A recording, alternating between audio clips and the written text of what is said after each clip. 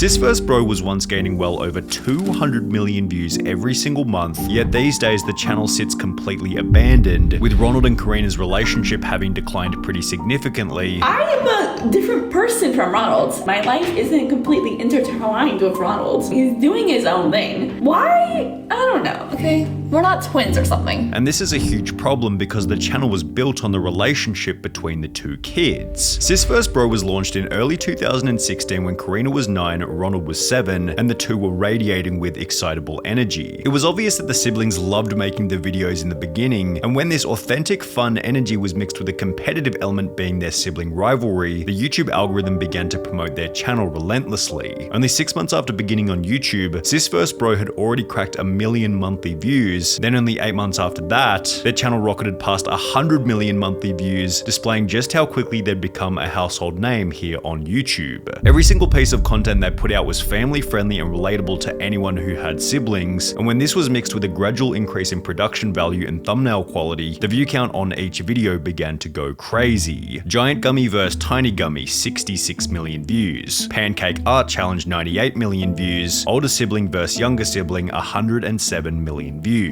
At around the same point in time, being only a year after launching the channel, the SIS First Bro family purchased a vacation home in Spain. And today we're gonna do a house tour of our vacation home. And while their previous uploads had made it somewhat obvious that the family was already wealthy prior to beginning YouTube, the purchase of this house was without a doubt aided by the extreme success they were seeing on the SIS First Bro channel. Insanely enough, only 4 months after purchasing this vacation home, they'd upload a new video explaining that they were back in Spain looking for another house. And we're in Spain and we're looking for a long-term house. This time viewing significantly larger properties. Ron, check out this house. It's so cool. It's so huge.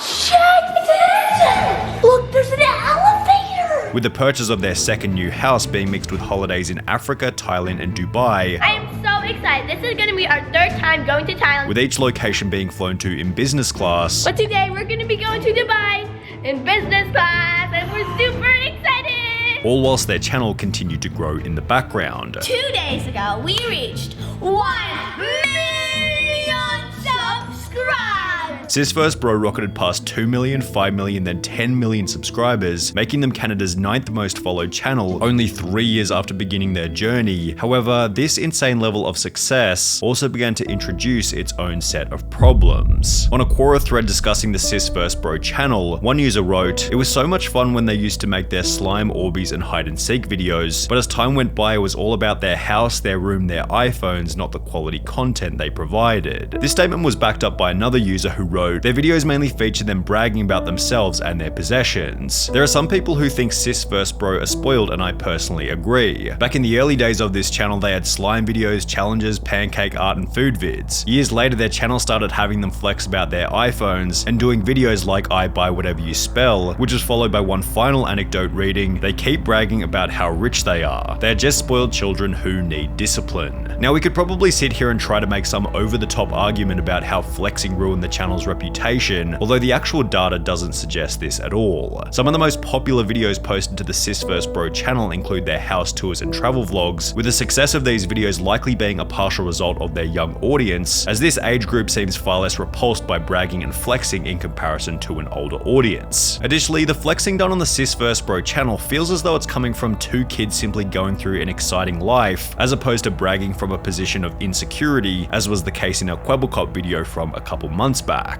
However, while it's difficult to make the argument that flexing and bragging ruined the channel's reputation, their life of luxury did seem to have an effect on something slightly different: the family's motivation to produce content. In early 2021, SIS First Bro would announce that they were making yet another upgrade to their lifestyle by purchasing an absolutely insane 7-bedroom mega mansion. So guys, welcome to our new house. This is the biggest house we've ever lived in. It's truly like a mansion. It's huge. Yes, it is humongous. The siblings displayed their incredible new outdoor area. A huge pool. Look how big it is. There's a cover over it right now, but look how huge it is. It's so big. They showed off their indoor gym and sauna. We have a full gym over here.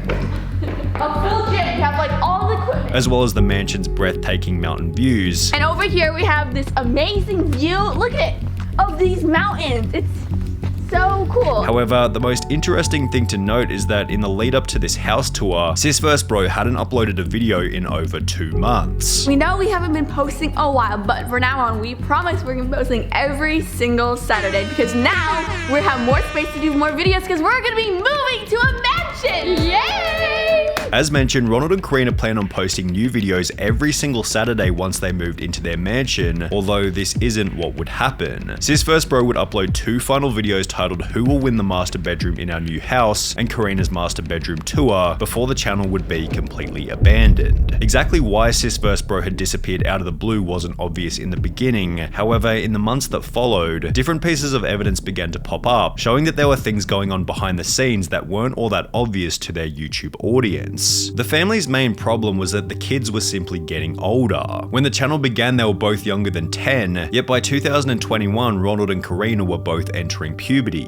When you're a kid, it's fun to be mean to your sister for 24 hours, but when you're about to go into high school, you might think of it as somewhat pathetic. Additionally, on the topic of going into high school, what are your friends going to think about the videos that you make? The siblings had gotten to an age where all of a sudden you want to fit in with those around you, and it becomes a question of, is continuing to make kids videos on the internet going to help Ronald and Karina fit in at school? Well, apparently not. As shortly after the videos stopped on Sis vs Bro, Karina would begin to upload content on TikTok, during which she'd begin to sport an image that was significantly different to how she looked on YouTube. The people that always wear like one piece of jewelry, like it's always on their person no matter what their outfit is and like what it matches with, it's just their thing that they're always carrying with them, I feel safe around them. Additionally, many of these TikToks were concerned with the way she looked, as well as her different phases, almost as if she was trying to show the audience that she was no longer the same Karina from Sis vs Bro. If anyone asks you if you're that kid from Sis vs Bro, tell them you don't know what they're talking about. That was my plan anyway. This comment came alongside another TikTok video in which Karina could be seen laughing at the slime, gummy, and unicorn videos she made as a kid, and as you might suspect, Karina's new cynical attitude about her past was disappointing to the many who'd grown up watching her on YouTube. I didn't notice this was Karina. Why aren't you guys Sis vs Bro not posting anymore? Oh my gosh, you've changed. Karina would provide a little bit of information about the end of Sis vs Bro, stating that it stopped being fun a few years ago. However, she still had substantially more information to share on her TikTok. It's somewhat difficult to figure out exactly what this video is trying to say, but Karina seems to imply that whenever her and her dad get into arguments, they just scream at each other inaudibly, with this video being released alongside an Ask Me Anything on Snapchat, in which she'd state that her parents always try to find a reason to yell at me or take my phone, and that maybe this time they're so unbelievably mad at me that they can't yell. In addition to these posts about her and her parents' rocky relationship, Karina would post another TikTok stating that she'd been expelled from her school, revealing once again on Snapchat that it was for getting high in the bathroom. Karina had stated in previous TikToks that she would start drama to make school less boring, and when confronted about the change in her attitude during a live stream, Karina had the following to say. You changed.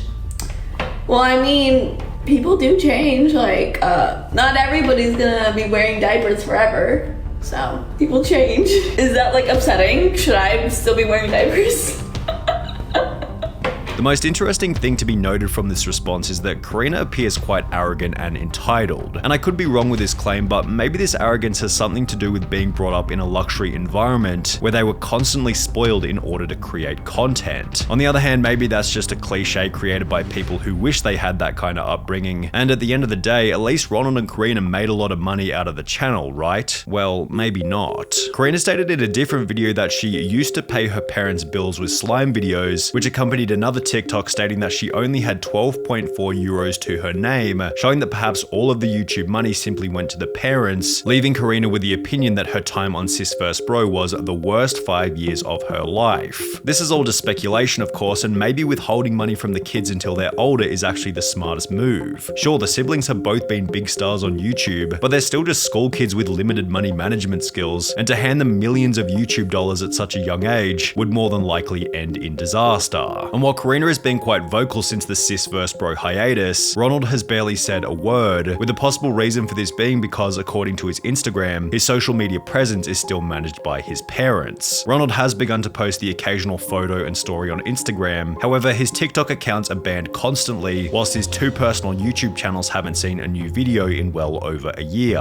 Interestingly, however, Ronald did appear in a recent video uploaded to his dad's channel, where the two could be seen building a new computer intended for Ronald to do some live live streaming. That's gonna be the main monitor for streaming for Ronald. That's his control deck right here for the stream. This might also be a sign that Ronald plans on coming back to YouTube, although considering Karina stated in a TikTok that Ronald refuses to do anything with her, it's unlikely that there'll be any revival of the SIS vs Bro channel anytime soon.